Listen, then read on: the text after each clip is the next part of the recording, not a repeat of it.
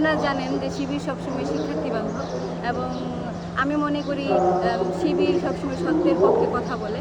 আমার মনে হয়েছে যে আমার শিবির থেকে প্রতিদ্বন্দ্বিতা করা উচিত এবং আমরা যেমন অন্যান্য প্যানেলে দেখতে পাচ্ছি তারা হচ্ছে বিভিন্নভাবে আমি মূল্যবোধের যে অবক্ষয় আমি মনে হয় যে মূল্যবোধের সংকটে পড়ে আছে অনেক দল।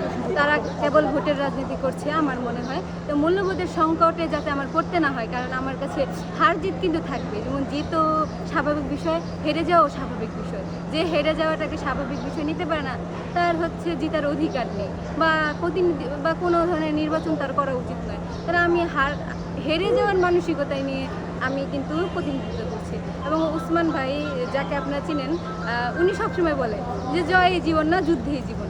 যেহেতু আমি ইনকলাব মঞ্চের সদস্য ছিলাম জগন্নাথ বিশ্ববিদ্যালয়ের শাখার, তো আমি সবসময় ওনাকে একজন আইডল হিসেবে আমি মনে করি এবং তার যে রাজনৈতিক মূল্যবোধ সেটা আমাকে গভীরভাবে প্রভাবিত করেছে।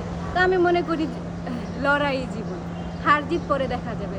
আর আমার যদি ব্যক্তিগত অবস্থান থেকে বলেন, দেখবেন জগন্নাথ বিশ্ববিদ্যালয়ের ছাত্র সংসদ যোগসু 2025 জগন্নাথ বিশ্ববিদ্যালয়ের শিক্ষার্থী সংসদ 2025 অনুষ্ঠিত হচ্ছে। এখানে আপনি ছেলে শিক্ষার্থীর যদি রেশিও দেখেন, ছেলে এবং মেয়ে শিক্ষার্থী, আপনি মেয়ে শিক্ষার্থীকে তেমন পাবেন না। কেন জগন্নাথ বিশ্ববিদ্যালয়ে নারী নেত্রী বা নারীর যে প্রতিনিধিত্ব এত সংকটে কেন ভুগছে? এর নানা কারণ হতে পারে।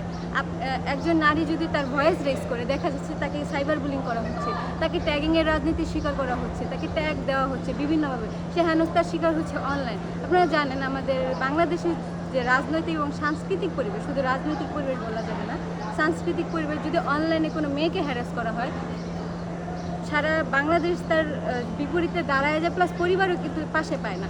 এখন চিত্র একটু পরিবর্তন হচ্ছে, এখন মানুষ সত্য মিথ্যার পার্থক্য বুঝতে পারে, অনেকেই তাদের পাশে দাঁড়ায়, কিন্তু আলটিমেটলি একজন নারী কিন্তু ক্ষতিগ্রস্ত হয়ে যায়। নর্মালি যে কোনো, যদি আমার বান্ধবীদের কথাই বলেন, তাদের সাথে যখন আমি শেয়ার করেছিলাম যে আমিও ছাত্র সংসদে অংশগ্রহণ করতে চাই, তো তারা তো আমাকে খুবই ভালোবাসে এবং তারা আমার প্রতিনিধিত্ব বলে, ঠিক আছে যাচ্ছিস, কিন্তু তোকে নিয়ে তো টেনশন হচ্ছে, হয়তো অনলাইন ট্যাগিংয়ের শিকার হবে। তো এই যে একটা মানসিক পীড়া, ট্যাগিং হবে, ট্যাগিং করবে, কিন্তু এগুলো নিয়ে ভয় পাওয়া যাবে না। আর ট্যাগিং করতেই পারে, আমি মনে করি ট্যাগিং করা দুর্বল মানসিক চিত্তের একটা পরিচয়। যারা হারতে বসেছে, সে আসলে নিজের গুণাগুণ না বলে অন্যের দোষ বলে হারার চেষ্টা করে। এই যে একটা পদ্ধতি আমি অনেক ছাত্র সংসদে দেখেছি, আমি এটা মোটেও পছন্দ করি না। হ্যাঁ, আপনি যদি জিততে চান, আপনি যদি প্রতিদ্বন্দ্বিতা করতে চান, তাহলে আপনার গুণাগুণ বলুন, আপনি কেন এটা ডিজার্ভ করেন, আপনি জয় নিয়ে আশাবাদী ডিজার্ভ করেন। আচ্ছা, আরেকটা হচ্ছে জয় নিয়ে আশাবাদীর থেকে বড় বিষয় আমি পরাজয়কে মেনে নিতে রাজি আছি, আমার তো সমস্যা নেই।